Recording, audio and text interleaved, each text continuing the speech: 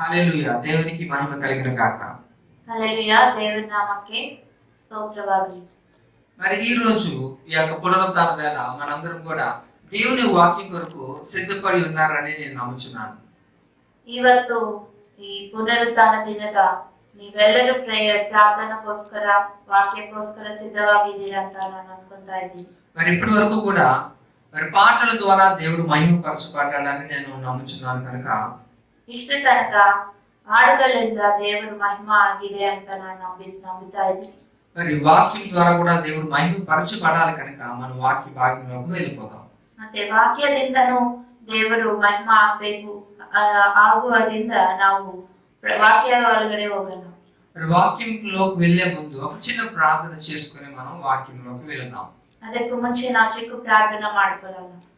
కృప కలిగిన తండ్రి, నీకు వందనాలు నాయనా. ప్రత్యేకించి యొక్క పునరుత్థానం వేళ తండ్రి మమ్మల్ని అందరూ కూడా మీరు దర్శించబోతున్నందుకు నీకు స్తుతులు స్తోత్రాలు చెల్లిస్తున్నాం దేవా. మరి ఇంతవరకు నీ యొక్క సన్నిధి మాతో ఉంచారు నాయన. మరి జరగబోయే కార్యక్రమం అంతట్లో కూడా తన మీ యొక్క సన్నిధి ప్రసన్నత ప్రతి ఒక్కరు కూడా ఈ యొక్క లైవ్ కార్యక్రమాన్ని చూస్తున్న వారందరూ కూడా తను అనుభవించేలాగా మీకు వాక్యం వాళ్ళకి తాకమని ప్రార్థిస్తున్నాం నాయన. మాకు ఇచ్చిన యొక్క అవకాశాన్ని బట్టి మేము వినియోగించుకుంటూ కృతజ్ఞతాస్తుతులు చెల్లిస్తూ ఇక ప్రార్థన తండ్రి నీ సన్నిధికి చేర్చుకోమని యేసు అతి పరిశుద్ధ నామములో బ్రతిమలాడి వేడుకుంటున్నాను తండ్రి, ఆమేన్. హల్లెలూయా. హల్లెలూయా. మరి ఈ యొక్క వాక్య భాగంలోకి మనం వెళ్లే ముందు మరి మీ అందరూ కూడా నిజంగా సిద్ధంగా ఉన్నారా? ನಾವು ವಾಕ್ಯದ ಭಾಗಕ್ಕೆ ಹೋಗಕ್ ಮುಂಚೆನೆ ನಿಮ್ಗೊಂದು ಪ್ರಶ್ನೆ ಕೇಳ್ತಾ ಇದ್ದೀನಿ. మరి ఇంకా పూర్తిగా మనకి ఈ యొక్క సంఘములు ఇంకా తెరవబడలేదు కనుక ఈ యొక్క లైవ్ కార్యక్రమం ద్వారానే దేవుడు మనకి ఈ యొక్క కృపను అనుగ్రహించాడు. ನೀವೆಲ್ಲರೂ ಸಿದ್ಧವಾಗಿದ್ದೀರಾ? ನಾವು ಚರ್ಚಸ್ ಏನು ಓಪನ್ ಆಗಿಲ್ಲ, ಅದಕ್ಕೋಸ್ಕರದಿಂದ ನಾವು ಈ ಯೂಟ್ಯೂಬ್ ಚಾನೆಲ್ ಇಂದ ಲೈವ್ ಕಾರ್ಯಕ್ರಮ ಮಾಡಕ್ಕೆ ದೇವರು అవకాಶ కొట్టిದ್ದಾರೆ. కాబట్టి అందరూ కూడా మనం ఇది సద్వినియోగం చేసుకుందాం. మరి మందిరాల్లో ఏ విధముగా మనం ప్రార్థన యొక్క శ్రద్ధతో మనం కూర్చొని వింటామో అదే రీతిలో ఈ యొక్క కార్యక్రమాన్ని కూడా అంతే శ్రద్ధగా మనం కూర్చొని విందాం. ಆದ್ದರಿಂದ ನಾವು ಈ ಲೈವ್ ಕಾರ್ಯಕ್ರಮನ ಉಪಯೋಗಿಸ್ಕೊಳ್ಳೋಣ, ಸದ್ವಿನಿಯೋಗ ಮಾಡ್ಕೊಳ್ಳೋಣ. ಇದರಲ್ಲಿ ನಾವು ವಾಕ್ಯ ಕೇಳಿಸ್ಕೊಳ್ಳುವಾಗ ನಾವು ಚರ್ಚಲ್ಲಿ ಹೆಂಗೆ ನಾವು ಭಯ ಭಕ್ತಿಯಿಂದ ಕೂತ್ಕೊಂಡು ವಾಕ್ಯ ಕೇಳಿಸ್ಕೊಂತೀವೋ ಆ ತರ ನಾವು ಈ ವಾಕ್ಯವನ್ನ ನಾವು ಕೇಳಿಸ್ಕೊಳ್ಳೋಣ. హల్లెలూయా. హల్లెలూయా. మరి వాక్య భాగంలోకి మనం వెళ్ళినట్లయితే హెబ్రీ రాసిన పత్రిక 10వ అధ్యాయము 24 నుంచి 25వ వచనం వరకు చదువుకుందాం. ಹೆಬ್ರಿಯ ರಾಸನ ಬರೆದಂತ ಪತ್ರಿಕೆಯಲ್ಲಿ 10ನೇ ಅಧ್ಯಾಯ 24-25 ವರ್ಸಸ್ ನಾವು ಓದ್ಕೊಳ್ಳೋಣ. కొందరు మానుకొనుచున్నట్టుగా సమాజము కూడుటకు మానక ఒకరినొకడు హెచ్చరించుచు ఆ దినము సమీపించుట మీరు చూచిన కొలది మరి ఎక్కువగా అలాగు చేయుచు ప్రేమ చూపుటకు సత్కార్యములు చేయుటకును ఒకరినొకడు పురికొల్పవలెనని ఆలోచింతుము. ನಾವು ಪರಸ್ಪರ ಹಿತಚಿತ್ತರಾಗಿದ್ದು ಪ್ರೀತಿ ಸ್ತುತಿಸಬೇಕೆಂತಲೂ ಸತ್ಕಾರ್ಯ ಮಾಡಬೇಕೆಂತಲೂ ಒಬ್ಬರನ್ನೊಬ್ಬರು ಪ್ರೇರೇಪಿಸೋಣ. ಸಭೆಯಾಗಿ ಕೂಡಿಕೊಳ್ಳುವುದನ್ನು ಕೆಲವರು ರೂಢಿಯಾಗಿ ಬಿಟ್ಟಿರುವ ಪ್ರಕಾರ ನಾವು ಬಿಟ್ಟು ಬಿಡದೆ ಒಬ್ಬರನ್ನೊಬ್ಬರು ಎಚ್ಚರಿಸೋಣ. ಕರ್ತನ ಪ್ರತ್ಯಕ್ಷತೆಯ ದಿನವು ಸಮೀಪಿಸುತ್ತಾ ಬರುತ್ತದೆ ಎಂದು ನೀವು ನೋಡುವುದರಿಂದ ಇದನ್ನು ಮತ್ತಷ್ಟು ಮಾಡಿರಿ. ప్రియులారా, మరి ఇక్కడ చూసినట్లయితే ఇక్కడ సంఘము గురించి ఇక్కడ మాట్లాడుతుంది యొక్క వచనాలు. మరి ఒకరు హెచ్చరించుకుంటున్నారట. వారు మానక వారు కోరుకొని వాళ్ళందరూ కూడా ఆరాధించడానికి ఒక ప్రణాళిక వేసుకుంటున్నారు. ಇಲ್ಲಿ ನೋಡಿದ್ರೆ ನಾವು ಚರ್ಚ್ ಬಗ್ಗೆ ಇದೆಲ್ಲ ಮಾತಾಡ್ತಾ ಇದ್ದಾರೆ. ಇಲ್ಲಿ ಒಬ್ಬರೊಬ್ಬರು ಎಚ್ಚರಿಸ್ಕೊಂತಿದ್ದಾರೆ, ಒಬ್ಬರೊಬ್ಬರು ಧೈರ್ಯ ಮಾಡ್ಕೊಂತಿದ್ದಾರೆ. ఒకసారి ఆలోచించండి, గత 4 నెలల నుంచి ఈ యొక్క COVID-19 వలన ఇక చర్చిలు సమస్తము కూడా ఇక్కడ మూసివేయబడ్డాయి. మనం అందరూ కూడా నిజంగా ఎంత అసౌకర్యంగా ఫీల్ అవుతున్నామో ఒకసారి ఆలోచించండి. COVID-19 ಇಂದ ನಾವು ಚರ್ಚಸ್ ನಾವು 4 months ಇಂದ ನಾವು ಚರ್ಚ್ಗೆ ಹೋಗಕ್ಕೆ ಆಗ್ತಾ ಇಲ್ಲ. ಅದರಿಂದ ನಾವು ಎಷ್ಟು ಕಷ್ಟ ಪಡ್ಕೊಂತಾ ಇದೀವಿ ನಮಗೆ ಗೊತ್ತಾಗ್ಬೇಕು. కాబట్టి ఈ రోజు మనం వీటి గురించి మనం మాట్లాడుకున్నట్లయితే అసలు the title of the topic ఏంటంటే ద చర్చ్ వాల్యూ. ನಾವು ಇವತ್ತು ಏನು ಮಾತಾಡ್ಕೊಂತ ಇದೀವಿ ಅಂದ್ರೆ ಟೈಟಲ್ ಆಫ್ ದ ಟಾಪಿಕ್ ಏನಂದ್ರೆ చర్చి మౌల్య. అంటే ఇక్కడ దేవుని మందిరము యొక్క విలువ, చర్చి యొక్క మౌల్యం. కాబట్టి మనం ఆలోచించాలి మనకి సంఘము అనేది ఎంత ప్రాముఖ్యమైనదో. ನಾವು ಯೋಚನೆ ಮಾಡ್ಬೇಕು ಸಂಘವು ಅಂದ್ರೆ ಸಭೆ ಎಷ್ಟು ನಮಗೆ ಪ್ರಾಮುಖ್ಯ ಅಂತ. కాబట్టి మనం ఒకసారి ఆలోచిద్దాం, మనందరికీ కూడా దేవుడు మనకి ఇచ్చిన అవకాశాన్ని మనం సద్వినియోగం చేసుకుంటున్నాం అనే నేను అనుకుంటున్నాను.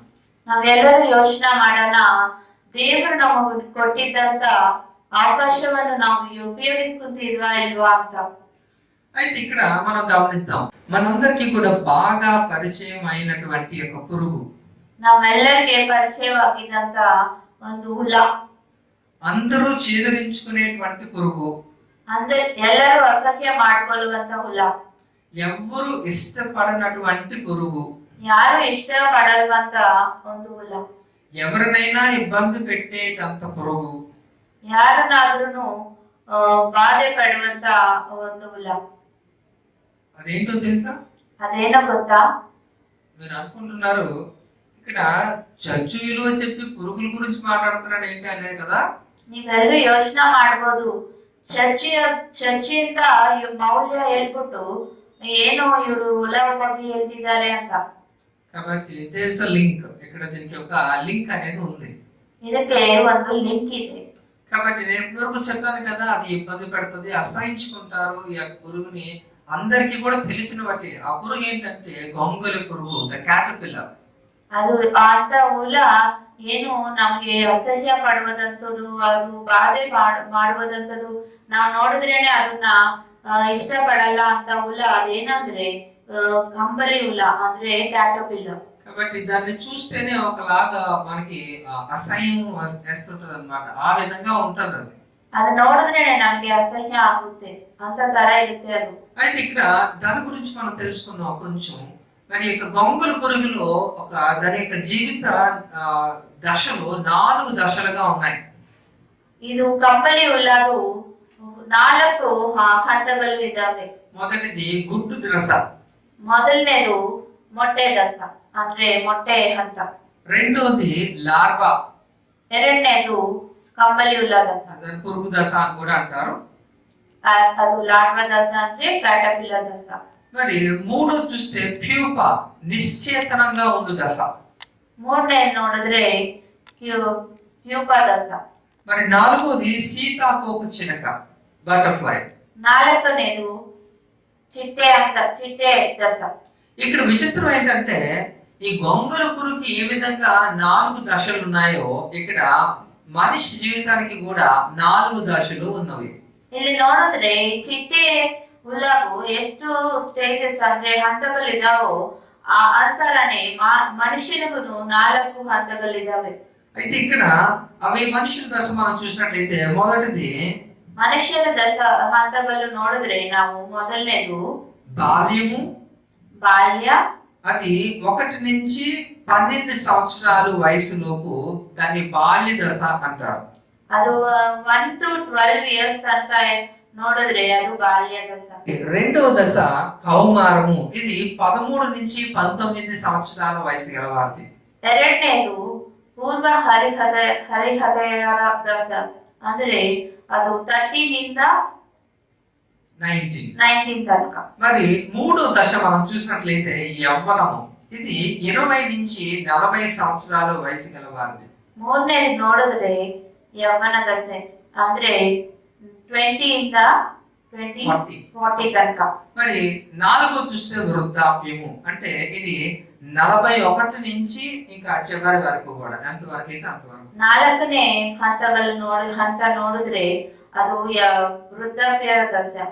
అయితే ఇక్కడ ఆ తర్వాత ఏముంటదంటే చూడొద్దు, నా వైపు చూడకండి. 41 నుంచి అనేసి అంటే ఇంకెంతవరకు అండి అని నా వైపు చూడొద్దు. ఎంతవరకు చివరి వరకు ఉంటుందో అంతవరకు కూడా అలానే ఉంటుంది. అదే మనం పాట పాడతాం కదా, పరదేశులారా ప్రియులారా మరియు అనేది, అది ఆ దశ అన్నమాట, అంతవరకు.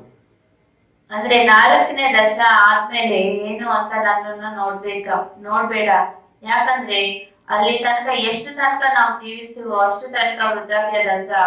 ಆಮೇಲೆ ನಾವು ಅದು ಎಂತ ದಸ ಅಂದ್ರೆ ನಾವು సాంగ్ ఆడుಕೊಂಡು ಹೋಗ್ತೀವಿ అల్వా, ಅದು ఆ దశ. అయితే ఇక్కడ ఒక్కసారి మీరు గమనించాలి.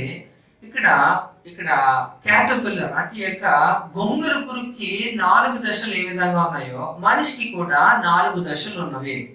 ಇಲ್ಲಿ ನಾವು ಗಮನಿಸಬೇಕಾದ ವಿಷಯ ಏನಂದ್ರೆ ಇದು ಕಂಬಳಿ ಹುಳಗೆ ಎಷ್ಟು 4 ದಶಗಳು ಹಂತಗಳು ಇದಾವೋ ಆ ತರನೇ ನಮ್ಮ ಮನುಷ್ಯರಿಗೆನು 4 ಹಂತಗಳು ಇದಾವೆ. అంటే ఇక్కడ దీన్ని బట్టి మీరు గమనించాల్సింది ఒకటే ఏంటంటే పురుగుకి మనిషికి పెద్ద తేడా ఏమీ లేదు. ಇಲ್ಲಿ ನಾವು ಎಂತ ವಿಷಯ ಗಮನಿಸಬೇಕಂದ್ರೆ ಹುಳಗೂ ಮನುಷ್ಯನಿಗೂ ఎంతో వ్యత్యాస ఏమీ ಇಲ್ಲ. మనం కూడా పురుగుతో పురుగు లాంటి వారమే, మనం కూడా ఇంచుమించుగా. నావును ಹುಳ తరగానే ఇదిమి ಅಂತ బైబిల్ ಹೇಳ್ತಾ ಇದೆ.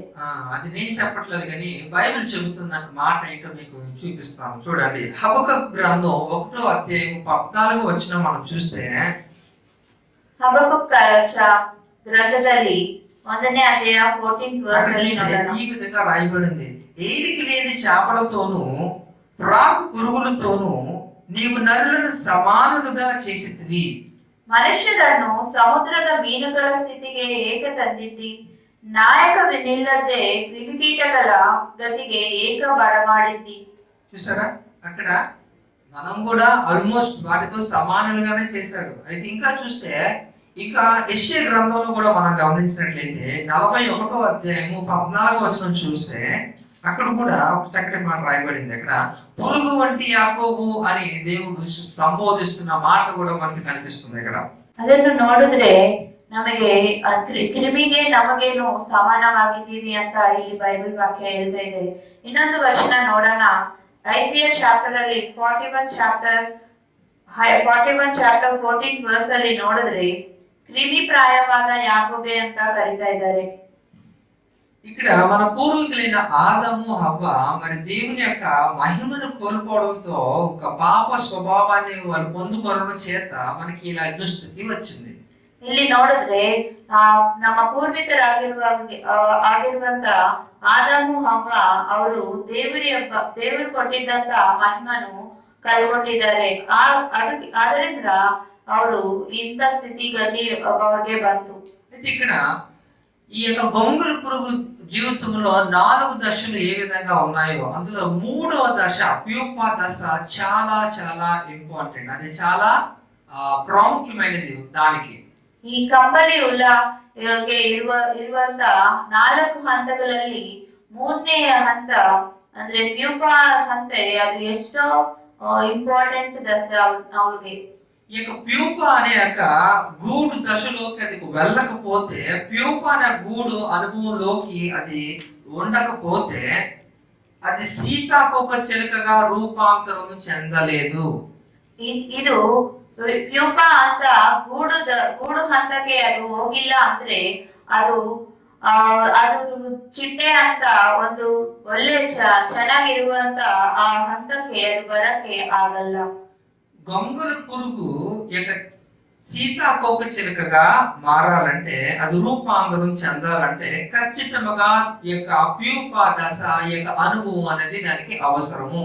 ಈ ಕಂಬಳಿ ಹುಳ ಅದು ಚಿಟ್ಟೆ ಆಗಬೇಕಂದ್ರೆ, ಚಿಟ್ಟೆ ತರ ಆಗ್ಬೇಕಂದ್ರೆ ಅದು ಒಂದು ಪ್ಯೂಪಾ ದಶ ಅದು ಹೋಗಬೇಕು ಅಂತ ಅನುಭವ ಅದು ಮಾಡ್ಕೋಬೇಕು. ಆವಾಗ್ಲೇ ಅದು ಚಿಟ್ಟೆ ತರ ರೂಪಾಂತರ ಆಗುತ್ತೆ.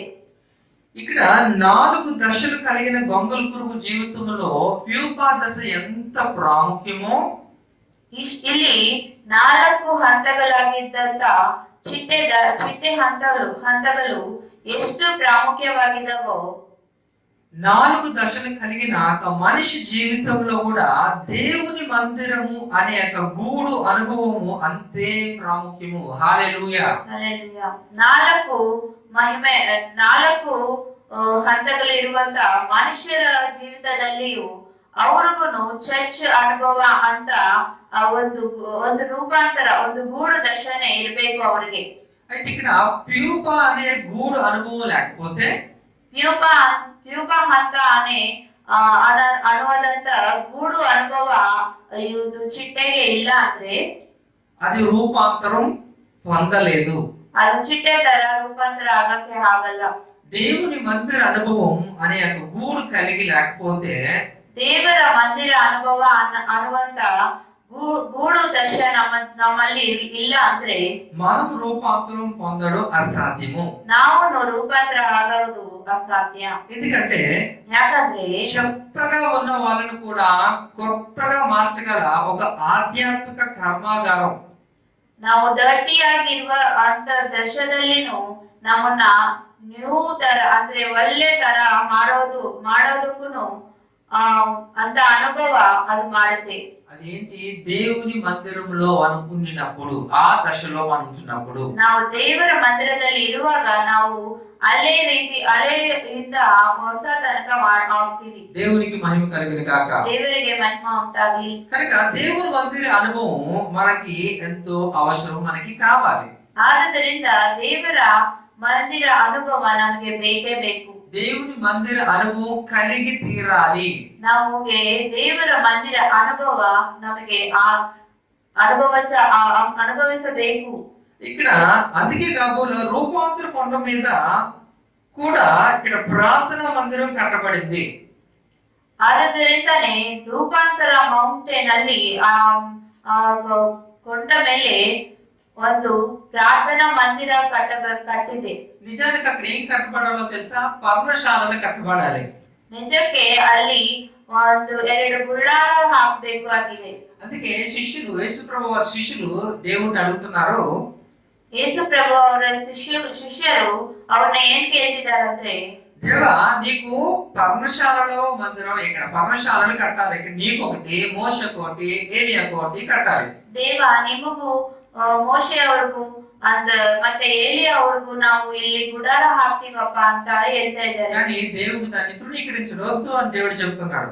ಮತ್ತೆ ಆದ್ರೆ ದೇವರು ಅದನ್ನ ತೃಣೀಕರಣ ಮಾಡಿದ್ದಾರೆ. ప్రభు వారు రూపాంతరం కొండపైకి ఎక్కిన తర్వాత, ದೇವರು ಅಲ್ಲಿ ರೂಪಾಂತರ ಬೆಟ್ಟ ಮೇಲೆ ಹೋಗಿದ್ಮೇಲೆ ప్రభు వారు రూపాంతరం చెందారు.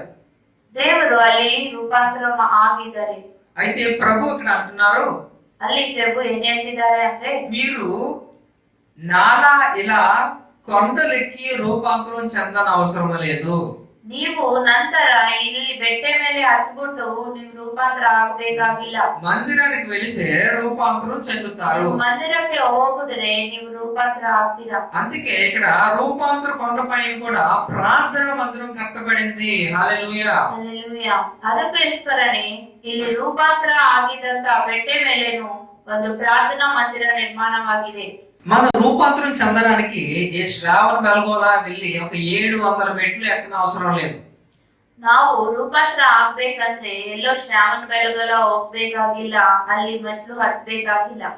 ఇక్కడ దుర్గ గుడికి ఒక 400 మెట్లు ఎక్క అవసరం లేదు. ಇಲ್ಲಿ ದುರ್ಗಾ ಅವರ ಬೆಟ್ಟ ಮೇಲೆ ಏನು ಹತ್ಬೇಕಾಗಿಲ್ಲ. కేవలం మీరు ప్రార్థనా మందిరానికి వెళితే చాలు, రూపాంతరం చెందుతావు. హల్లెలూయా. హల్లెలూయా. ನೀವು ಪ್ರಾರ್ಥನಾ ಮಂದಿರಕ್ಕೆ ಹೋಗಿದ್ರೆ ಸಾಕು, ನೀವು ರೂಪಾಂತರ ಆಗ್ತೀಯಾ. ప్రార్థనా మందిరాన్ని మనం ఎప్పుడు కూడా నిర్లక్ష్యం చేయకూడదు. ಪ್ರಾರ್ಥನಾ ಮಂದಿರವನ್ನು ಅಂದ್ರೆ ದೇವರ ಮಂದಿರವನ್ನು ನಾವು ನಿರ್ಲಕ್ಷ್ಯ ಮಾಡಬಾರದು. ఎందుకంటే ಯಾಕಂದ್ರೆ తల్లివాడు అనుభవం కంటే ತಲ್ಲಿ ಮಡಿಲಲ್ಲಿ ಇರುವಂತ ಅನುಭವಕ್ಕಿಂತ, చదువులు బడి అనుభవం కంటే, ನಾವು ಓದೋದ ಬಡಿಗಿನ್ನ దేవుని గుడి అనుభవం చాలా గొప్పది. ದೇವರ ಮಂದಿರ ಅನುಭವ ಎಷ್ಟೋ ಒಳ್ಳೆಯದು. తల్లి ఒడి అనుభవం ఉన్నా లేకున్నా, ತಾಯಿ ಮಡಿ ಇದ್ರು ಇಲ್ವಾ ಅಂತಂದ್ರುನು, చదువులు బడి అనుభవం ఉన్నా లేకున్నా, ಸ್ಕೂಲ್ ಇದ್ರು ಇಲ್ಲ ಅಂತಂದ್ರುನು, దేవుడు గుడి అనుభవం ఉంటే వాళ్ళు గొప్ప వాళ్ళు అవుతారు. ಚರ್ಚ್ಗೆ ಹೋಗಿದ್ದಂತ ಅನುಭವ ನಮಗೆ ಇದ್ರೆ ಅವರು ದೊಡ್ಡವರಾಗ್ತಾರೆ. హల్లెలూయా. హల్లెలూయా. అలా అని నేను తల్లి అనుభవాన్ని నేను తక్కువ చేసి మాట్లాడటం లేదు. ಆತರ ನಾನು ತಾಯಿ ಮಡಿನ ನಾನು ಕಡಿಮೆ ಮಾಡ್ತಾ ಇಲ್ಲ. ఎందుకంటే చిన్ననాటి నుండి కూడా మనల్ని హత్తుకొని మనల్ని ఎంతగా ప్రేమించి తన వెచ్చటి ఒడిలో మనల్ని కాపుదలని ఇచ్చేస్తుంది మనకి తల్లి. ಯಾಕಂದ್ರೆ ನಾವು ಚಿಕ್ಕವರಾಗಿರುವಾಗಿಂದ ತಾಯಿ ಮಡಿಲಲ್ಲಿನೇ ನಾವು ದೊಡ್ಡವರಾಗ್ತೀವಿ. ಅವ್ರ ಮಡಿಲಲ್ಲೇ ನಾವು ಎಷ್ಟೋ ನಾವು ಪಾಠಗಳು ಓದ್ತೀವಿ. I respect all mothers. నేను అందరినీ యొక్క ప్రతి తల్లిని కూడా నేను గౌరవిస్తున్నాను. ఎందుకంటే దేవుడు మనకి ఇచ్చిన ఒక మంచి గిఫ్ట్ తల్లి. ನಾನು ಎಲ್ಲರ ತಾಯಿಗಳನ್ನ ಗೌರವಿಸ್ತಾ ಇದ್ದೀನಿ. ಯಾಕಂದ್ರೆ ನಮಗೆ ದೇವರು ಕೊಟ್ಟಿದ್ದಂತ ಒಳ್ಳೆ ಗಿಫ್ಟ್ ತಾಯಿ. అయితే ఇక్కడ తల్లి ఒడి అనుభవం లేని ఒక వ్యక్తి గురించి నేను మాట్లాడదలుచుకుంటున్నాను ఈ రోజు. ಇಲ್ಲಿ ನಾನು ತಾಯಿ ಮಡಿ ಅನುಭವ ಇಲ್ಲ ಅಂತ ಒಬ್ಬ ವ್ಯಕ್ತಿ ಬಗ್ಗೆ ನಿಮ್ಗೆ ಹೇಳ್ಬೇಕಂತ ಯೋಚನೆ. మరి బైబిల్లో మనం చూసినట్లయితే సమూయేలు, బైబిల్ ಅಲ್ಲಿ ನಾವು ನೋಡಿದ್ರೆ సమూయేలు ಅಂತ మరి ఆయన చిన్నవాడిగా ఒక 2 సంవత్సరాల వయసు ఉంటున్నప్పుడు ఆ తల్లి సమూయేల్ని తీసుకొని వచ్చి మందిరంలో విడిచిపెట్టింది ఏలి అనే ఒక వ్యక్తి దగ్గర. ಅವರು 2ನೇ ವರ್ಷದ ಕಾಲದಲ್ಲಿನೇ ಅವರ ತಾಯಿ ಅವ್ರನ್ನ ಮಂದಿರಕ್ಕೆ ತಂದು ಅಲ್ಲಿ ಏಲಿಯಾ ಅಂತ ಒಬ್ಬ ಸೇವಕರ ಹತ್ರ ಅವನ್ನ ಬಿಟ್ಟು ಹೋಗಿದ್ದಾರೆ. ఆయనకి ఇక తల్లి ఒడి అనుభవం లేదు, ಅವ್ರಿಗೆ ತಾಯಿ ಮಡಿ ಅನುಭವ ಇಲ್ಲ, ఈవెన్ ఇక చదువులు బడి అనుభవం కూడా లేదు. ಹಾಗಾಗಿ ಅವ್ರಿಗೆ ಸ್ಕೂಲ್ ಅನುಭವನೂ ಇಲ್ಲ. కానీ దేవుని గుడి అనుభవం పరిపూర్ణముగా ఉంది. హల్లెలూయా. ಹಲ್ಲೆಲೂಯಾ. ಬಟ್ ಅವ್ರಿಗೆ ದೇವರ ಮಂದಿರ ಅನುಭವ ಇದೆ. అందులోనే ఆయన పెరిగాడు. ಅದರಲ್ಲೇ ಅವರು ಬೆಳೆದಿದ್ದಾರೆ. దేవుడు గుడి అనుభవంలో ఆయన పెరిగాడు కాబట్టి చాలా గొప్పవాడు అయ్యాడని బైబిల్ చెబుతుంది. ದೇವರ ಮಂದಿರ ಅನುಭವದಲ್ಲಿ ಅವರು ಬೆಳೆದಿದ್ದಕ್ಕೇನೆ ಅವರಿಗೆ ತುಂಬಾ ಒಳ್ಳೆ ಜ್ಞಾನ ಇದೆ ಅಂತ ದೇವರು ವಾಕ್ಯ ಹೇಳ್ತಾ ಇದೆ. అయితే ఆయన ఎంత గొప్పవాడు అయ్యాడంటే ಅವರು ಎಷ್ಟು ಒಳ್ಳೆಯವನ ಗొప్ప ಮನುಷ್ಯ ಆಗಿದ್ದಾನಂದ್ರೆ రాజులను సైతం అభిషేకించగలిగిన వాడయ్యాడు. ಅರಸರುಗಳನ್ನು ಅವರು ಅಭಿಷೇಕ ಮಾಡುವಂತ ಒಬ್ಬ గ్రేట్ మ్యాన్ ಆಗಿದ್ದಾರೆ. ఒక మంచి ప్రవక్తగా మంచి సాక్ష్యాన్ని ఇశ్రాయేలు దేశం అంతటా కూడా సంపాదించుకున్న ఒక గొప్ప వ్యక్తిగా సమూయేలు ని దేవుడు చేశాడు. ಒಂದು గొప్ప ప్రవాది ಆಗಿದ್ದಾರೆ, గ్రేట్ మ్యాన్, గ్రేట్ ప్రాఫెట్ ಆಗಿದ್ದಾರೆ ಅವರು. చూసారా, ఆయన ఒక గొప్ప వ్యక్తిగా అయ్యాడు. దేవుని సేవలో ఉంటున్నప్పటికీ కూడా ఆయన యొక్క ఇశ్రాయేలు దేశం అంతటా కూడా మంచి సాక్ష్యాన్ని కూడా సంపాదించుకున్న ఒక గొప్ప వ్యక్తిగా ఉన్నాడు మనకి. ಅವರು ಇಷ್ಟು గొప్ప ప్రవాది ಆಗಿದ್ರು ಅವರು ಅದಕ್ಕಿಂತ ಜಾಸ್ತಿಯಾಗಿ ಇಸ್ರಾಯೇಲ್ ಪ್ರಾಂತದಲ್ಲಿ ಅವರು ಒಳ್ಳೆ ಹೆಸರನ್ನು ಪಡ್ಕೊಂಡಿದ್ದಾರೆ. కత్తికి పిడి ఎంత ప్రాముఖ్యమో క్రైస్తవునికి సాక్ష్యం కూడా అంతే ప్రాముఖ్యం. ಚಾಕುಗೆ ಹ್ಯಾಂಡಲ್ ಎಷ್ಟು ಅವಶ್ಯಕತೆ ಇರಬೇಕು ಆ ತರನೇ ಮನುಷ್ಯನಿಗೆ ಕ್ರೈಸ್ತವರಿಗೆ ಅಂದ್ರೆ ಕ್ರಿಶ್ಚಿಯನ್ಗೆ ಅವ್ರ ಸಾಕ್ಷ್ಯನೇ ಒಂದು ಸಾಕ್ಷ್ಯ ಎಷ್ಟು ಅವಶ್ಯಕತೆ ಇದೆ. వాక్యం అనే కత్తిని పట్టుకొని ఊరికే తిరిగితే సరిపోదు, అలా వెళ్ళిపోతే. ವಾಕ್ಯ ಅಂತ ಚಾಕುನ ಅಂದ್ರೆ ನಾವು ಖಡ್ಗವನ್ನ ನಾವು ಇಟ್ಕೊಂಡು ತಿರುಗಾಡಿದ್ರೆ ಸಾಕಾಗಲ್ಲ. ఆ కత్తికి తగ్గ పిడి కూడా అవసరం, అదే సాక్ష్యం. ಆ ಚಾಕುಗೆ ತగ్గಂತ ನಮಗೆ ಅದು ಹ್ಯಾಂಡಲ್ ಇರಬೇಕು, ಅದೇನೆ ಸಾಕ್ಷಿ. అటువంటి సాక్ష్యం కలిగిన గొప్ప భక్తుల్లో సమూయేలు ఒకడు. ಅಂತ ಸಾಕ್ಷಿ ಜೀವಿತ ಇರುವಂತ ಮನುಷ್ಯರಲ್ಲಿ ಈ ಸಮೂయేలు ಒಬ್ರು. అందుకే ఇక్కడ సమూయేలు సాక్షి సమూహంలో చేరాడు. ಅದಕ್ಕನೆ ಸಮೂయేలు ಅಂತ ಪ್ರವಾದಿ ಸಾಕ್ಷಿ ಸಮೂಹದಲ್ಲಿ ಅವರು ಸೇರಿದ್ದಾರೆ. ఆయన అనగా ఇక్కడ విశ్వాసులు ఈ వీరుల జాబితాలో ఉంటున్న ఒక గొప్ప వ్యక్తి యొక్క సమూయేలు. ಈ ವಿಶ್ವಾಸ ವೀರರ ಇರುವಂತ ಈ ಲಿಸ್ಟ್ ಅಲ್ಲಿ ಇರುವಂತ ಗొప్ప ಮನುಷ್ಯ ಇವರು. మీరు కావాలంటే హెబ్రీ రాసిన పత్రిక 11వ అధ్యాయంలో చదువుకోండి. వీరు విశ్వాసులు, వీరికి పట్టికలో ఆయన యొక్క నేమ్ కూడా ఉంటుంది, ఆయన పేరు కూడా వ్రాయబడింది. ನಿಮಗೆ ಬೇಕಂದ್ರೆ ಹೆಬ್ರಿ ಗ್ರಂಥದಲ್ಲಿ 11th ಚಾಪ್ಟರ್ ಅಲ್ಲಿ ನೀವು ಓದಿದ್ರೆ ಅವ್ರ ಬಗ್ಗೆ ಅಲ್ಲಿ ಬರೆದಿದ್ದಾರೆ. కనుక దేవుని మందిరాన్ని నువ్వు ఎప్పుడు కూడా అలక్ష్యం చేయక, నిర్లక్ష్యం చేయక. ಆದ್ದರಿಂದ ನೀವು ದೇವರ ಮಂದಿರವನ್ನ ನೀವು ನಿರ್ಲಕ್ಷ್ಯ ಮಾಡಬಾರದು.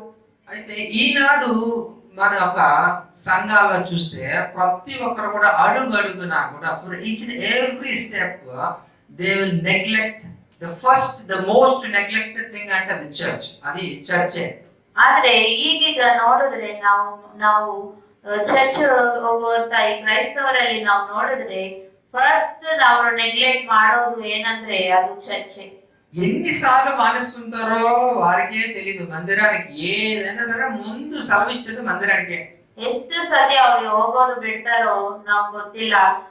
ಏನು ಬಂದ್ರು ಅವ್ರು ಫಸ್ಟ್ ಅವ್ರು ಲೀವ್ ಕೊಡೋದು చర్చికేనే. హల్లెలూయా. హల్లెలూయా.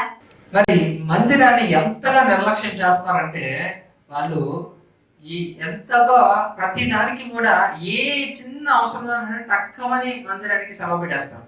ಮಂದಿರವನ್ನು ಎಷ್ಟು ನಿರ್ಲಕ್ಷ್ಯ ಮಾಡ್ತಾ ಇದ್ದಾರೆ ಅಂದ್ರೆ ಏನು ಚಿಕ್ಕ ಅವಶ್ಯಕತೆ ಇದ್ರೂ ಅವರು ಮಂದಿರಕ್ಕೆ ಲೀವ್ ಇಡ್ತಾರೆ. వారానికి ఒక్కసారి మనందరం కూడా మందిరంలో కలుసుకుంటాం ప్రతి ఆదివారం కూడా. వారಕ್ಕೆ ಒಂದೇ ದಿನ ನಾವು ಮಂದಿರಕ್ಕೆ ಹೋಗೋದು. అది కూడా ఒక 2 గంటలు మహా అయితే. ಅದನ್ನು 2 ಗಂಟೆ. నెలకి ఒక 4 సార్లే మనం కలుస్తాం. మంత్లీ 4 times ನಾವು ಅಲ್ಲಿ మీట్ ಆಗ್ತೀವಿ. కానీ అందులో కూడా నీకు ఎన్ని ఇంపార్టెంట్ వర్క్స్ అంటే దేవునికంట ముఖ్యమైనవి ఉంటాయి నీకు. ಅದರಲ್ಲಿನೂ ಎಷ್ಟು ನಮಗೆ ಇಂಪಾರ್ಟೆಂಟ್ ಥಿಂಗ್ಸ್ ಇದ್ದಾವೆ ಅಂದ್ರೆ ದೇವರಿಗಿನ್ನ ನಮ್ಗೆ ಎಷ್ಟೋ ಇಂಪಾರ್ಟೆಂಟ್ ಥಿಂಗ್ಸ್ ಇದ್ದಾವೆ. అయితే ఇక్కడ మరి బైబిల్లో కూడా మనం వాస్తవాలు గమనిస్తే బైబిల్ ಅಲ್ಲಿ వాస్తవాలు ನಾವು ನೋಡಿದ್ರೆ ఇశ్రాయేలు వారు ఐగుప్తు నుండి వాళ్ళు దాటి వెళ్తున్నప్పుడు మధ్యలో ఏం దొరికిందట వాళ్ళకి? ఏం కనబడిందంటే ఎర్ర సముద్రం కనబడింది. ಇಸ್ರಾಯೇಲ್ ಅವರು ದೇವರ ಅಲ್ಲಿ ಐಗುಪ್ತ ಅಂದ್ರೆ ಈಜಿಪ್ಟ್ ಇಂದ ಹೋಗುವಾಗ ಅವ್ರಿಗೆ ಮಧ್ಯದಲ್ಲಿ ఎర్ర సముద్రం ಅಂದ್ರೆ రెడ్ సీ ಅವ್ರಿಗೆ ಕಾಣಿಸಿದೆ. అది అడ్డు వచ్చింది, అది వాళ్ళు వెళ్తున్నప్పుడు ಅದು ಅಡ್ಡು ಬಂದಿದೆ. కానీ అది వాళ్ళని ఆపలేకపోయింది. ಆದ್ರೆ ಅದು ಅವ್ರನ್ನ ನಿಲ್ಸಕ್ಕೆ ಆಗಿಲ್ಲ. ಅದಕ್ಕೆ వాళ్ళందరూ కూడా దాన్ని చీల్చుకొని వెళ్ళిపోయారు. ತಾವೆಲ್ಲರೂ ಅದನ್ನ ಸಪರೇಟ್ ಮಾಡಿ ಡಿವೈಡ್ ಮಾಡಿ ಅದರಿಂದ ಹೋಗಿದ್ದಾರೆ. కానీ ఇక్కడ విచారకరమైన సంగతి ఏంటంటే ಆದ್ರೆ ಒಂದು ವಿಚಾರಕವಾಗಿದ್ದಂತ ವಿಷಯ ಏನಂದ್ರೆ చర్చికి రాకుండా మిమ్మల్ని చిన్న జ్వరం ఆపేస్తుంది, చిన్న తలనొప్పి ఆపేస్తుంది, చిన్న దగ్గు ఆపేస్తుంది. ಚರ್ಚಿಗೆ ಬರೋಕೆ ನಿಮಗೆ ಒಂದು ಚಿಕ್ಕ ಜ್ವರ, ಚಿಕ್ಕ ತಲೆನೋವು, ಚಿಕ್ಕ ಏನೋ ಒಂದು ಏನೋ ಅಕ್ಷಿಯಾಗಿ ಬಂದ್ರು ನೀವು ಚರ್ಚಿಗೆ ಬರೋದು ಸ್ಟಾಪ್ ಮಾಡ್ತೀರಾ. Today is a holiday for church. ನೀವು ತಕ್ಷಣ ನೀವು ಚರ್ಚಿಗೆ ಹಾಲಿಡೇ ಹಾಕ್ತೀರಾ. మీ ఇంటికి ఎవరన్నా పొరపాటున ఆదివారం చుట్టాలు వచ్చినా వెంటనే మందిరానికి సెలవు. ನಿಮ್ಮ ಮನೆಗೆ ಯಾರಾದ್ರೂ ನಿಮ್ಮ ನೆಂಟರುಗಳು ಬಂದ್ರೆ ಸಾಕು, ನೀವು ಚರ್ಚಿಗೆ ಹಾಲಿಡೇ ಹಾಕ್ತೀರಾ. మీ ఇంట్లో ఒక ఎందుకు ఇంకా కొన్ని చాలా ఇది కూడా చెప్పుకుంటే చాలా సిగ్గుగా ఉంటుంది. ಇದನ್ನು ಹೇಳಿಕೊಂಡ್ರೆ ನಮಗೆ ಅದು ನಾಚಿಕೆ ಆಗುತ್ತೆ. ఎందుకంటే కొంతమంది కరెక్ట్ గా చర్చికి బయలుదేరుతున్న టైంలో టీవీలో కొత్త మూవీ వస్తే సెలవు ఆపేస్తుంది. ఆ చిన్న మూవీ కూడా మిమ్మల్ని ఆపేస్తుంది అనమాట. ಅವತ್ತು ಸಂಡೇ ಏನಾದ್ರೂ ಒಳ್ಳೆ ಮೂವಿ ಟಿವಿನಲ್ಲಿ ಕೊಟ್ಟಿದ್ರೆ ಸಾಕು, ನೀವು ಚರ್ಚಿಗೆ ಅವತ್ತು ಸ್ಟಾಪ್ ಆಗ್ತೀರಾ, ಹಾಲಿಡೇ ಆಗ್ತೀರಾ. కాబట్టి దీన్ని బట్టి తెలుస్తుంది నువ్వు ఎంత బలహీనుడవో బలహీనురాలువో అన్నది. ఇది ನೋಡಿದ್ರೆ ನಮ್ಗೆ ಗೊತ್ತಾಗುತ್ತೆ ನೀವು ಎಷ್ಟು ದುರ್ಬಲ ವ್ಯಕ್ತಿ ಅಂತ. నీరసం వస్తే రారు, వర్షం వస్తే రారు. ನೀರ್ಸ ಬಂದ್ರೆ ಬರಲ್ಲ, ವರ್ಷ ಬಂದ್ರೆ ಬರಲ್ಲ. ఒకవేళ వచ్చినా ಒಂದ್ ವೇಳೆ ಬಂದ್ರುನು టెన్షన్ గా చర్చు ముగించే టైంకి వచ్చేస్తాం. ಟೆನ್ಷನ್ ಆಗಿ ಚರ್ಚು ಮುಗಿಯೋದಷ್ಟು ಟೈಮ್ಗೆ ಬಂದ್ಬಿಡ್ತೀರಾ. అలాంటి వాళ్ళు లేరండి? ಅಂತ ಮನುಷ್ಯರು ಇಲ್ವಾ? నాకు తెలుసు. ఏంటి పాస్టర్ గారు నా గురించే చెబుతున్నారు అని మీరు అనుకుంటున్నారు కదా. ಏನು ಇವ್ ಪಾಸ್ಟರ್ ನನ್ ಬಗ್ಗೆನೇ ಹೇಳ್ತಿದ್ದಾರೆ ಅಂತ ನೀವು ಯೋಚನೆ ಮಾಡ್ತಾ ಇದ್ದೀರಲ್ವಾ? ఎప్పుడో ఒకసారి లేట్ అయితే పర్వాలేదండి. ಯಾವಾಗೋ ಒಂದು ಸತಿ ಲೇಟ್ ಆಗಿದ್ರೆ ಪರವಾಗಿಲ್ಲ. కొంతమంది ఆదివారం అలా వస్తుంటారు, శనివారం ఫాస్టింగ్ ప్రేయర్. ಕೆಲವರು ಸಂಡೇಸ್ ಲೇಟ್ ಆಗಿ ಬರ್ತಾರೆ, ಕೆಲವರು ಸಾಟರ್ಡೆ ಫಾಸ್ಟಿಂಗ್ ಪ್ರೇಯರ್ಗೂ ಲೇಟ್ ಆಗಿ ಬರ್ತಾರೆ. ఎంత లేట్ అంటే అలా లేట్ అయిపోయి ఆఖరికి వాళ్ళక పేరు పక్కన కూడా లేట్ అని వచ్చేస్తుంది ఒక రోజుకి. ಎಷ್ಟು ಲೇಟ್ ಅಂದ್ರೆ ಲೇಟ್ ಆಗಿ ಹೋಗಿ ಅವ್ರ ಹೆಸರು ಪಕ್ಕದಲ್ಲಿ ಲೇಟ್ ಅಂತಾನು ಬಂದ್ಬಿಡುತ್ತೆ. మీకు విషయం తెలుసా లేట్ అంటే అర్థం ఏంటి తెలుసా? ನಿಮ್ಗೆ ಗೊತ್ತಾ ಲೇಟ್ ಅಂದ್ರೆ ಏನು ಅಂತ? వాళ్ళు లేరు అని, ಇನ್ನು ಅವ್ರು ಇಲ್ಲ ಅಂತ, అంటే మృతి పొందారు, ಅವರು ಸತ್ತಿದ್ದಾರೆ ಅಂತ. కాబట్టి అలాంటి విశ్వాసం లేకపోలేదు. ಯಾರದರಿಂದ ಅಂತ ವಿಶ್ವಾಸಿಗಳು ಇಲ್ಲ ಅಂತ ಇಲ್ಲ. కాబట్టి ఇక్కడ ಆದ್ದರಿಂದ ಇಲ್ಲಿ ನೋಡಿದ್ರೆ ఒకవేళ అలాంటి యొక్క మృతులు ఎవరైనా ఉంటే మాత్రం హల్లెలూయా చెప్పండి ఒకసారి. ಒಂದು ವೇಳೆ ಅಂತ ಮೃతులు ಇದ್ರೆ ಸತ್ತಿದವ್ರು ಇದ್ರೆ ಹಲ್ಲೆಲೂಯಾ ಹೇಳ್ರಿ. ఇక్కడ ప్రతి వారం కూడా చర్చికి లేటుగా రావడం, ఫాస్టింగ్ ప్రేయర్ కి లేటుగా రావడం చూసి తోటి విశ్వాసాలు ఏమంటారు తెలుసా? ಇಲ್ಲಿ ಪ್ರತಿ ವಾರ ಚರ್ಚಿಗೆ ಲೇಟು, ಫಾಸ್ಟಿಂಗ್ ಪ್ರೇಯರ್ಗೆ ಲೇಟು ಬಂದಿದ್ದು ನೋಡಿ ಅವರ ಜೊತೆ ಇರುವಂತ ಅವ್ರ ವಿಶ್ವಾಸಿಗಳು ಏನ್ ಹೇಳ್ತಾರ ಗೊತ್ತಾ? లేటుగా వచ్చిన విశ్వాసాన్ని తోటి విశ్వాసాలు చూసి మీరు కూడా లేట్ విశ్వాసాలు అంటారట. ಲೇಟ್ ಬಂದಿದ್ದಂತ ವಿಶ್ವಾಸಿಗಳನ್ನ ನೋಡಿ ಅವ್ರ ಜೊತೆ ಇರುವಂತ ವಿಶ್ವಾಸಿಗಳು ಏನ್ ಹೇಳ್ತಾರಂದ್ರೆ ಅವರುನು ಲೇಟ್ ವಿಶ್ವಾಸಿ ಅಂತ. వీరు ఎప్పుడూ లేట్ అండి. ಇಲ್ಲ ಅವಾಗ್ಲೂ ಲೇಟ್ ಅಂತ ಹೇಳ್ತಾರೆ. మరి మీరు కూడా అలా చేస్తుంటారు ఎప్పుడన్నా? ನೀವುನು ಆ ತರನೇ ಮಾಡಿರ್ಬೋದು. అయితే ఇక్కడ దాని అర్థం ఏంటంటే చనిపోయారు, వాళ్ళు మృతులు మౌన స్థితిలో ఉంటారట. ಆದ್ರೆ ಇದು ಮೀನಿಂಗ್ ಏನಂದ್ರೆ ಮೃತರು ಅಂದ್ರೆ ಸತ್ತಿದವರು ಮೌನವಾಗಿರ್ತಾರೆ ಅಂತ. ఇంకా కొంతమంది నేను చాలా ఆశ్చర్యపడుతూ ఉంటాను ఒక్కొక్కసారి చర్చిలో జనాలు చూసి. ನಾನು ಚರ್ಚಲ್ಲಿ ಇರುವಂತ ಜನಗಳನ್ನು ನೋಡಿ ಒಂದೊಂದು ಟೈಮ್ ಆಶ್ಚರ್ಯ ಪಡ್ತೀನಿ. వాళ్ళు చర్చికి వస్తారండి. ಅವ್ರು ಚರ್ಚಿಗೆ ಬರ್ತಾರೆ. వాళ్ళు ఇంట్లో మంచాలు లేక వస్తారో లేకపోతే ఇక్కడ ఏమో తెలియదు కానీ అలాగా నిద్రావస్థలో ఉంటారు వాళ్ళు. ಅವ್ರ ಮನೆಯಲ್ಲಿ ಬೆಡ್ ಇಲ್ಲ ಅಂತ ಬರ್ತಾರೋ ಯಾಕೆ ಬರ್ತಾರೋ ಗೊತ್ತಿಲ್ಲ, ಯಾವಾಗ ಬಂದ್ರು ಅವ್ರ ನಿದ್ರೆನಲ್ಲೇ ಇರ್ತಾರೆ. మరి అలా ఉంటే నిద్రలోనే జారుకొని పోతావు. అయితూ కొన్ని యవనస్తుడు ఉన్నాడు కదా మనకి. ಆ ತರ ಇದ್ರೆ ನಾವು ನಿದ್ರೆನಲ್ಲೇ ಹೋಗ್ತೀವಿ. ನಾವು ಬೈಬಲ್ ಅಲ್ಲಿ ನೋಡಿದ್ರೆ ಐತುಕು ಅಂತ ಒಬ್ಬ ಯವನಸ್ಥರ ಬಗ್ಗೆ ನಿಮ್ಗೆ ಗೊತ್ತಿಲ್ಲ. ఆయన కూడా ఇలాంటి ఒక బ్యాచ్ లో ఒక బ్యాచ్ మెంబర్. ಅವರುನು ಇಂತ ಬ್ಯಾಚ್ ಅಲ್ಲಿ ಒಬ್ಬ మెంబర్ ಅವರು.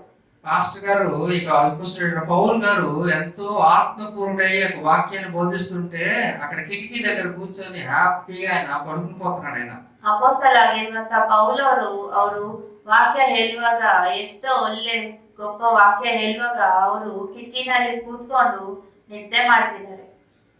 మరి చివరికి ఏమైంది, అక్కడి నుంచి ఫస్ట్ ఫ్లోర్ నుంచి పడ్డాడట. పడగానే ఆయన చనిపోయాడు. ಕೊನೆಗೆ ಏನಾಯ್ತು, ಅವರು ಅಲ್ಲಿ ಮಿದ್ದೆ ಮೇಲೆಯಿಂದ ಬಿದ್ದಿದ್ದಾರೆ. ಆ ಕಿಟಕಿಯಿಂದ ಅಲ್ಲಿ ಫಸ್ಟ್ ಫ್ಲೋರ್ ಇಂದ ಬಿದ್ದಿದ್ರೆ ಕೆಳಗಡೆ ಹೋಗಿ ಸತ್ತೋಗಿದ್ದಾರೆ. మరి చనిపోయాడు. అయితే అపోస్తలుడైన పౌలు వెంటనే వెళ్ళి ఆయనకు ప్రార్థన చేసి ఆయన మరలా బ్రతికించాడు. ಅವರು ಸತ್ತಿದ ಮೇಲೆ ಅಪೊಸ್ತಲ ಪೌಲು ಹೋಗಿ ಅವರಿಗೆ ಪ್ರೇಯರ್ ಮಾಡಿ ಅವರನ್ನ ಮತ್ತೆ ಬದುಕಿಸಿದ್ದಾರೆ. ఆయన అలా చేశాడు. నేనైతే మిమ్మల్ని బరియల్కి తీసుకెళ్ళిపోవడమే.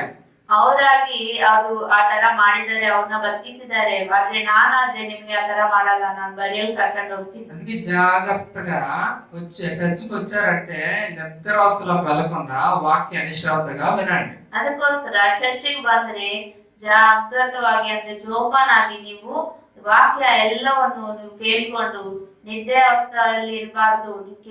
ನೀವು ಎಷ್ಟೋ ಎಚ್ಚರಿಕಾಗಿ ನೀವು ವಾಕ್ಯವನ್ನು ಕೇಳಿಸ್ಕೋಬೇಕಾಯ್ತು. ఇంకా ఇంకొక హెచ్చరిక కూడా ఏంటంటే చర్చికి టైంకి రండి. ಇನ್ನೊಂದು ಎಚ್ಚರಿಕೆ ಏನಂದ್ರೆ ಚರ್ಚಿಗೆ ಟೈಮ್ಗೆ ಬರ್ಬೇಕು. లేట్గా వస్తే ఏమవుతారు తెలుసు కదా, లేట్ అయిపోతారు. ಲೇಟ್ ಆಗಿ ಬಂದ್ರೆ ನೀವು ಏನಾಗ್ತಾರೋ ಗೊತ್ತಲ್ವಾ, ಲೇಟೇ ಆಗ್ಬಿಡ್ತಾರೆ.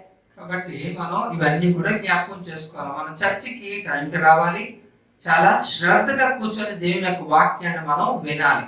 ಆದ್ದರಿಂದ ನಾವು ಚರ್ಚಿಗೆ ಟೈಮ್ಗೆ ಬರ್ಬೇಕು, వాక్యవನ್ನ శ్రద్ధವಾಗಿ ನಾವು ಕೇಳಿಸ್ಕೋಬೇಕು.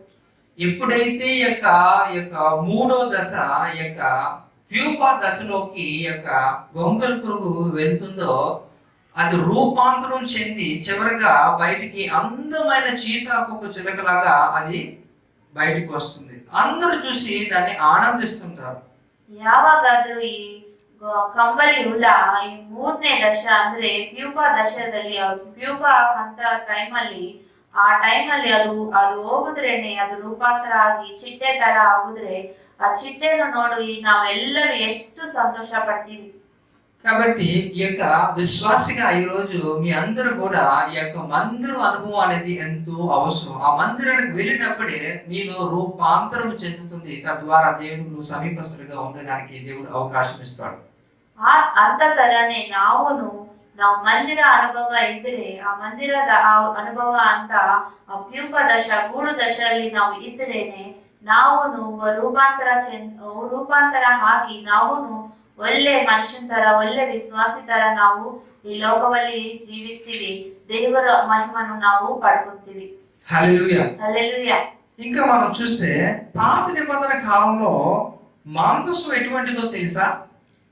ಇನ್ನೊಂದು ನಾವು ನೋಡಿದ್ರೆ ಆ ಪಾತ ನಿಬಂಧನ ಅಂದ್ರೆ ಹಳೆ ನಿಬಂಧನದಲ್ಲಿ ನಾವು ನೋಡಿದ್ರೆ ಮಂದಸ ನಿಮಗೆ ಗೊತ್ತಾ? ఇక్కడ ఆ కాలంలో మందిరం అటువంటిది అంటే మందసాన్ని మందిరంతో పోల్చారు. ಆವಾಗ ನಮಗೆ ಮಂದಸವನ್ನ ಮಂದಿರ ಜೊತೆ ಹೋಲಿಕೆ ಮಾಡಿದ್ದಾರೆ. అంటే ఇక్కడ పాత నిబంధన కాలంలో ఆ కాలంలో బైబిల్లో మనకి మందసం అంటే ఇప్పుడు మనకి కొత్త నిబంధనలో అది మందిరం అన్నమాట. ಹಳೆ ಒಡಂಬಡಿಕ ಕಾಲದಲ್ಲಿ ನಾವು ನೋಡಿದ್ರೆ ಅದು ಮಂಜೂಸ ಅಂದ್ರೆ ಈಗ ನಮಗೆ ಹೊಸ ಒಡಂಬಡಿಕ ಟೈಮ್ ಅಲ್ಲಿ ಏನಂದ್ರೆ ಅದು ఇట్స్ చర్చ్ ಅಂದ್ರೆ ಇದು ಮಂದಿರ. కాబట్టి ఇక్కడ మందిరాన్ని మనం ఎప్పుడు కూడా నిర్లక్ష్యం చేయకూడదు. ಆದುದರಿಂದ ನಾವು ಮಂದಿರವನ್ನು ಯಾವಾಗಲೂ ನಿರ್ಲಕ್ಷ್ಯ మానకూడదు. ಮಾಡಬಾರದು. ಅದಕ್ಕೆ ನಾವು ಹೋಗಬೇಕು. దేవుని మందిరానికి అందరూ రావాలి. ಎಲ್ಲರೂ మందిరಕ್ಕೆ ಬರಲೇಬೇಕು. దేవుని యొక్క మందిరం మన జీవితంలో ఎంతో ముఖ్యము. ದೇವರ ಮಂದಿರ ನಮ್ಮ ಜೀವಿತದಲ್ಲಿ ಎಷ್ಟೋ ಪ್ರಾಮುಖ್ಯವಾಗಿದೆ. ఎంత ప్రాముఖ్యం అంటే ఇక్కడ ఒకసారి నేను ఒక చిన్న వచనం చదువుతాను. యోవేలు గ్రంథము ಎಷ್ಟು ಪ್ರಾಮುಖ್ಯ ಅಂದ್ರೆ ನಿಮಗೋಸ್ಕರ ಒಂದು ವಚನ ಓದ್ತೀನಿ. ಯೋವೇಲ್ ಗ್ರಂಥದಲ್ಲಿ 2వ అధ్యాయము 16వ వచనం మనం చూస్తే 2ನೇ ಅಧ್ಯಾಯ 16th verse ಅಲ್ಲಿ ನೋಡಿದ್ರೆ జనులను సమకూర్చుడి, సమాజ కూటము ప్రతిష్ఠించుడి, పెద్దలను పిలవనంపించుడి, చిన్నవారిని స్తన్యపానము చేయు బిడ్డలను తోడుకొని రండి. పెళ్లి కుమారుడు అంతఃపురములో నుండి పెళ్లి కుమార్తెగా గదిలో నుండి రావలిను. ಜನರನ್ನು ಒಟ್ಟಿಗೆ ಬರಮಾಡಿರಿ, ಕೂಟವನ್ನು ಏರ್ಪಡಿಸಿರಿ, ವೃದ್ಧರನ್ನು ಕೂಡಿಸಿರಿ, ಮಕ್ಕಳನ್ನು ಮಲೆಕೂಸುಗಳನ್ನು ಸೇರಿಸಿರಿ, ವಧುವರರು ತಮ್ಮ ಕಲ್ಯಾಣ ಗೃಹದಿಂದ ಹೊರಟು ಬರಲಿ. ఇక్కడ మనం గమనిస్తే చూడండి, ఇక్కడ పెళ్లి కుమారుడు అంతఃపురంలో నుండి పెళ్లి కుమార్తె గదిలో నుండి రావలిను అని ఇక్కడ వాక్యం చెప్తుంది.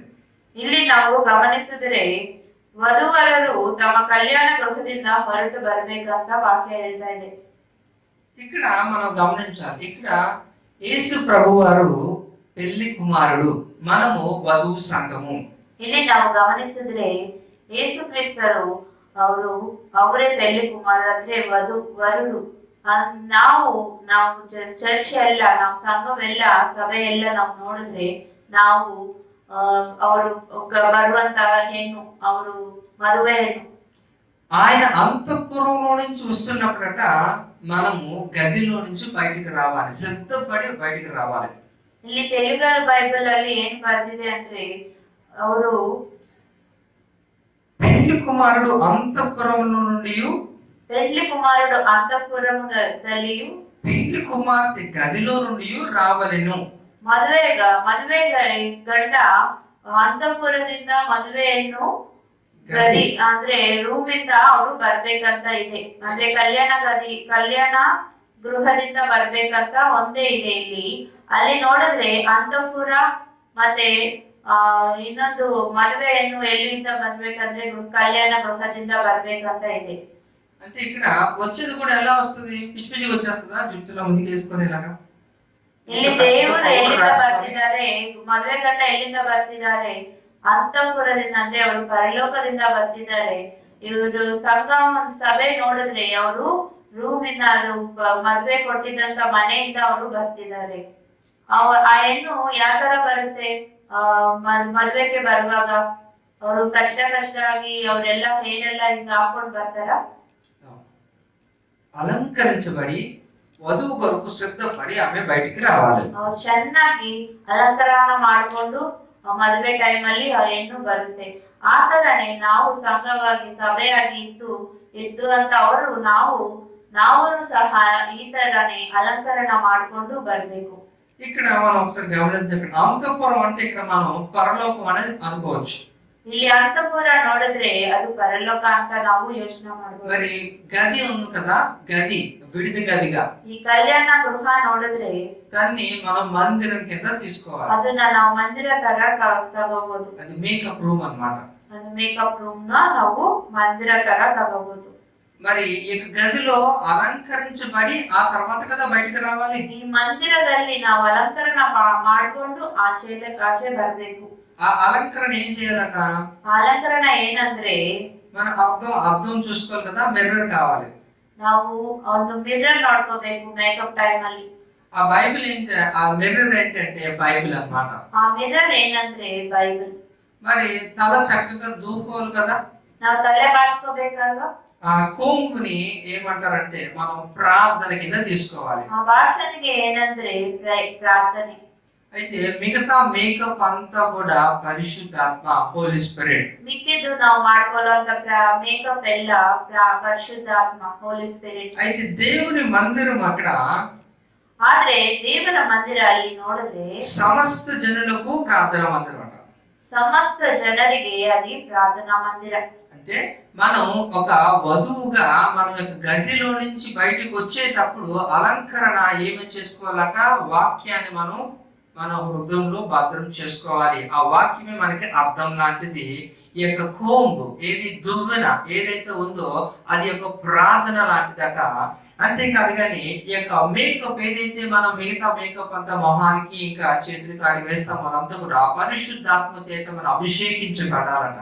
ಆದ್ರೆ ಈ ಮದುವೆಯನ್ನು ಅಂದ್ರೆ ಈ ಸಭೆ ಅಂತ ನಾವು ಆಚೆ ಬರುವಾಗ ಅಂದ್ರೆ ನಮ್ಮ ವರುಡನ್ನ ನಾವು ಎದುರ್ಕೊಳ್ಳುವಾಗ, ಆ ಗಂಡನ್ನು ಎದುರ್ಕೊಳ್ಳುವಾಗ ನಾವು ಈ ತರ ಮೇಕಪ್ ಮಾಡ್ಕೋಬೇಕಂದ್ರೆ ಈ ಮಂದಿರದಲ್ಲಿ, ಈ ಕಲ್ಯಾಣ ಗೃಹ ಅನ್ನುವಂತ ಈ ದೇವರ ಮಂದಿರದಲ್ಲಿ ಈ ಮಿರ್ರರ್ ಅಂದ್ರೆ ವಾಕ್ಯ ಅನ್ನುವಂತ ಮಿರ್ರರ್ ಅಲ್ಲಿ ನೋಡ್ಕೊಂಡು ಪ್ರೇಯರ್ ಅನ್ನುವಂತ ವಾಚನಿಗೆಯಿಂದ ನಾವು ಬಾಚ್ಕೊಂಡು ಆ ಪರಿಶುದ್ಧಾತ್ಮ ಅನ್ನುವಂತ ಮೇಕಪ್ ಹಾಕೊಂಡು ಆಚೆ ಬರ್ಬೇಕು. సో ఈ విధంగా మనం అలంకరించబడి బయటికి వచ్చినప్పుడు వరుడు మనల్ని తీసుకొని పోతాడు. ಇಂಥ ರೀತಿಯಲ್ಲಿ ನಾವು ಮೇಕಪ್ ಮಾಡ್ಕೊಂಡು ಆಚೆ ಬಂದ್ರೇನೆ, ಅಲಂಕರಣ ಮಾಡ್ಕೊಂಡು ಆಚೆ ಬಂದ್ರೇನೆ ಆವಾಗ ವರುಡು ನಮ್ಮನ್ನ ಕರ್ಕೊಂಡು ಹೋಗ್ತಾರೆ. ಅಂದ್ರೆ ಯೇಸು ಕ್ರಿಸ್ತರು ನಮ್ಮನ್ನ ಕರ್ಕೊಂಡು ಹೋಗ್ತಾರೆ. అయితే ఈ గదిలోంచి మనం రావడాన్ని మనం రూపాంతరం చెందడం అన్నమాట. అంటే అది ఈ యొక్క అనుభవం ఎప్పుడు వస్తుంది? ఇది దేవుని యొక్క మందిరానికి రెగ్యులర్ గా వెళ్తున్నప్పుడు మనం అలా రూపాంతరం చెంది ఆ వరుడు వచ్చేటప్పుడు మన వధువు సంఘముగా ఎత్తబడతాం. ಆದ್ರೆ ಈ ಕಲ್ಯಾಣ ಗೃಹ ಅಂದ್ರೆ ದೇವರ ಮಂದಿರದಿಂದ ನಾವು ಆಚೆ ಯಾವ ತರ ರೂಪಾಂತರ ಆಗ್ತೀವಿ, ಒಳ್ಳೆ ಮನುಷ್ಯನ ತರ, ಒಳ್ಳೆ ವಿಶ್ವಾಸಿ ತರ ನಾವು ಆಚೆ ಬಂದ್ರೇನೆ ನಾವು ದೇವರಿಗೆ ఎదుర్కొంತೀವಿ. కాబట్టి ప్రియ సహోదరి సహోదరుడా, ఒకసారి ఆలోచించు, నాకు మందిరం యొక్క విలువను తెలుసుకున్నావా? ಆದ್ದರಿಂದ ನಮ್ಮ ಪ್ರಿಯ ಸಹೋದರಿ ಸಹೋದರಿ, ನೀವು ದೇವರ ಮಂದಿರ ಅಂತ ಈ యొక్క విలువ ಅಂದ್ರೆ మౌల్య ನೀವು ಗೊತ್ತಾಗಿತ್ತಾ ನಿಮಗೆ? ఒకవేళ ఇప్పటి వరకు కూడా నీ యొక్క మందిరం నిర్లక్ష్య భావంతో నువ్వు చూసినట్లయితే, ಇಷ್ಟು ತನಕ ಒಂದು ವೇಳೆ ನೀವು ಚರ್ಚನ ನಿರ್ಲಕ್ಷ್ಯ ಸ್ವಭಾವದಲ್ಲಿ ನೋಡಿದ್ರೆ, ఈ రోజు ఒక మంచి నిర్ణయం తీసుకో. ಇವತ್ತಿನ ನೀವು ಒಂದು ಒಳ್ಳೆ ನಿರ್ಣಯ ತಗೋಬೇಕಂತ ನಾನು ಕೇಳ್ಕೊಂಡೆ. మందిరాన్ని ఎప్పుడు కూడా నిర్లక్ష్యం చేయక, మందిరానికి నువ్వు ఎప్పుడు మానకుండా కరెక్ట్ టైం కి వెళ్ళడానికి ప్రయత్నించు. ಮಂದಿರವನ್ನು ನೀವು ಯಾವಾಗ್ಲೂ ನಿರ್ಲಕ್ಷ್ಯ ಮಾಡಬೇಡ. ಮಂದಿರವನ್ನು ಯಾವಾಗ್ಲೂ ನೀವು ಟೈಮ್ಗೆ ಹೋಗ್ಬೇಕಂತ ನೀವು ಒಂದು ಇದು ಮಾಡ್ಕೊ, ಒಡಂಬಡಿಕೆ ಮಾಡ್ಕೊ. నీకు ఇక ఆదివారమే అనేకమైన పనులు రావచ్చు, ನಿಮಗೆ ಆ ಸಂಡೇನೆ ಎಷ್ಟೋ ಕೆಲಸಗಳು ಬರ್ಬೋದು, లేకపోతే ఆరోగ్యం సరిగ్గా ఉండకపోవచ్చు, ಇಲ್ಲಾಂದ್ರೆ ನಿಮಗೆ ಹೆಲ್ತ್ ಚೆನ್ನಾಗಿ ಇಲ್ಲ ಅಂತ ಟೈಮ್ ಆಗ್ಬೋದು. ఇవన్నీ కూడా సాతాను నిన్ను మందిరాల అనుభవంలోకి వెళ్లకుండా ఆపే యొక్క ప్రయత్నాలు. ಇದೆಲ್ಲ ಸಾತಾನು ನಿಮ್ಮನ್ನ ಮಂದಿರ ಅನುಭವಕ್ಕೆ ಹೋಗ್ಬಾರ್ದು ಅಂತ ಮಾಡುವಂತ ಪ್ರಯಾಸ, ಅವ್ರು ಮಾಡುವಂತ ಕೃತ್ಯಗಳು. కాబట్టి వాటిని అధిగమించి నువ్వు దేవుని యొక్క మందిర అనుభవంలోకి నువ్వు వెళ్ళినట్లయితే నువ్వు రూపాంతరం చెంది ఎత్తబడి యొక్క వధువుగా ఈ యొక్క వరుడి కొరకు నువ్వు వెళ్ళిపోతావు. ಇದೆಲ್ಲ ನೀವು ದಾಟಿಕೊಂಡು ಹೋಗುದ್ರೆ ತಪ್ಪ ನೀವು ಆ ದೇವರನ್ನ ಎದುರ್ಕೊಳ್ಳಕ್ಕೆ ಆಗಲ್ಲ. ಆ ವರುಡು ಅಂದ್ರೆ ನಾವು ಯೇಸು ಕ್ರಿಸ್ತರು ಅವರು ಮದುವೆ ಗಂಡ ಆಗಿ ಬರುವಾಗ ನಾವು ಅವನ್ನ ಎದುರ್ಕೊಳ್ಳಕ್ಕೂ ಈ ತರ ನಾವು ದಾಟ್ಕೊಂಡು ಹೋಗುದ್ರೆ ಬಿಟ್ಟು ನಾವು ಅವನ್ನ ఎదుర్కొనక ಆಗಲ್ಲ. కాబట్టి ఒక ప్రియ విశ్వాసిగా నువ్వు ఎప్పుడు కూడా మందిరాన్ని నిర్లక్ష్యం చేయక ఈ యొక్క మందిరపు విలువను నువ్వు తెలుసుకో. ಆದುದರಿಂದ ನೀವು ಪ್ರಿಯ ವಿಶ್ವಾಸಿ ಆಗುವಾಗಿಂದ ನೀವು ಈ ಮಂದಿರವನ್ನ ಯಾವಾಗ್ಲೂ ನಿರ್ಲಕ್ಷ್ಯ ಮಾಡಬೇಡ. ಈ ಮಂದಿರ ಅಂತ ಮೌಲ್ಯ ನಿಮಗೆ ಗೊತ್ತಾಗಬೇಕು. వాక్యం వింటున్న ప్రతి ఒక్కరితో దేవుడు ప్రత్యేక రీతిలో మీరు మాట్లాడారని నేను నమ్ముచున్నాను. ఈ వాక్య ಕೇಳುವಂತ ನಿಮ್ ಪ್ರತಿ ಒಬ್ಬರಿಂದ ದೇವರು ನಿಮ್ ಜೊತೆ ಪ್ರತ್ಯೇಕವಾಗಿ ಮಾತನಾಡಿದ್ದಾರೆ ಅಂತ ನಾವು ಯೋಚನೆ ಮಾಡ್ತೇವೆ. ఈ వాక్యం యొక్క వర్తమానము వింటున్న ప్రతి వారి వినికిడిలో ఫలించును గాక. వాక్య ಕೇಳುವಂತ ಪ್ರತಿ ಒಬ್ಬರಿ ಕಿವಿಯಲ್ಲಿ ದೇವರ ವಾಕ್ಯ ಫಲಿಸಬೇಕು. హల్లెలూయా. ఆమేన్. మరి యొక్క ప్రార్థన చేసుకొని మనం ముగింపులోకి తీసుకుని వెళ్దాం. ನಾವು ప్రేయర్ ಮಾಡಿಕೊಂಡು ಈ వాక్యವನ್ನು ముగిస్తాను. మహాపరిశుద్ధమైన తండ్రి నీకు వందనాలు నాయనా. ప్రత్యేకించి పునరుత్థాన వేళ మా అందరితో కూడా మీ యొక్క మందిరం యొక్క విలువని మరొకసారి మీరు చూపించినందుకు స్తోత్రాలు చెల్లిస్తున్నాం. మరి ఎవరైతే ఈ యొక్క లైవ్ కార్యక్రమాన్ని చూస్తున్నారో వీక్షిస్తున్నారో ప్రత్యేక రీతిలో మీరు వారితో మాట్లాడి మరి మందిరం యొక్క విలువని పెంచినందుకు స్తోత్రాలు చెల్లిస్తున్నాం తండ్రి. ఇప్పటి వరకు కూడా అనేక సందర్భాల్లో వారి జీవితంలో మందిరాన్ని నిర్లక్ష్యం చేసి ఉండొచ్చు నాయన. మరి ఈ రోజు నుంచి వర్తమానాన్ని ఇచ్చిన ప్రతి ఒక్కరు కూడా మందిరానికి ప్రథమ స్థానాన్ని ఇచ్చేలాగా నీ కృపను అనుగ్రహించండి ఆయన. ఈ యొక్క మందిర అనుభవం అనేది ప్రతి ఒక్కరికి కూడా మీరు ఇవ్వండి నాయన. ప్రతి ఒక్కరు కూడా ఈ యొక్క మందిర అనుభవానికి దేవుని యొక్క మందిరంలోకి వెళ్తే మనం రూపాంతరం చెందుతామనే యొక్క సత్యాన్ని వారు గ్రహించుకుంటూ దాని ప్రకారం వాళ్ళ జీవితాన్ని సరిచేసుకుంటూ మరి నీ కొరకు మరి వధువు సంఘంగా వారు ఉండటకు సహాయం చేయమని ప్రార్థన చేయించున్నాం నాయన. మరి మేము చేస్తున్న ప్రతి ప్రార్థన కూడా మీరు వింటున్నారు ఆయన. మరి ఈ యొక్క చూస్తున్న కార్యక్రమం అంతట్లో కూడా తండ్రి మీ యొక్క బలమైన సన్నిధి ప్రసన్నత ప్రతి ఒక్కరు అనుభవించడానికి కృపను అనుగ్రహించినందుకు స్తోత్రాలు చెల్లిస్తున్నాం ఆయన. మరొకసారి తండ్రి మంచి ఇచ్చిన సహవాసాన్ని బట్టి మంచి యొక్క విశ్వాసాన్ని బట్టి సంఘం కొరకు కూడా మేము భారంతో ప్రార్థన చేస్తున్నాం తండ్రి. ఇంకా రానున్న రోజుల్లో అనేకమైన గొప్ప సత్యాలతో మమ్మల్ని మేము సిద్ధం చేసుకోవడానికి మా కృపను అనుగ్రహించండి ఆయన. మరొకసారి తండ్రి ఈ కార్యక్రమం అంతట్లో కూడా తండ్రి మీ అధ్యక్షతలో జరిగించినందుకు కృతజ్ఞతాస్తుతులు చెల్లిస్తూ ఈ యొక్క ప్రార్థన అంతటి కూడా నీ బలమైన సన్నిధి చేర్చుకోమని క్రీస్తు యేసు నామములో అతి మిక్కిలి వినయంతో బ్రతిమలాడి వేడుకుంటున్నాను తండ్రి. ఆమేన్. ఆమేన్. God bless you all.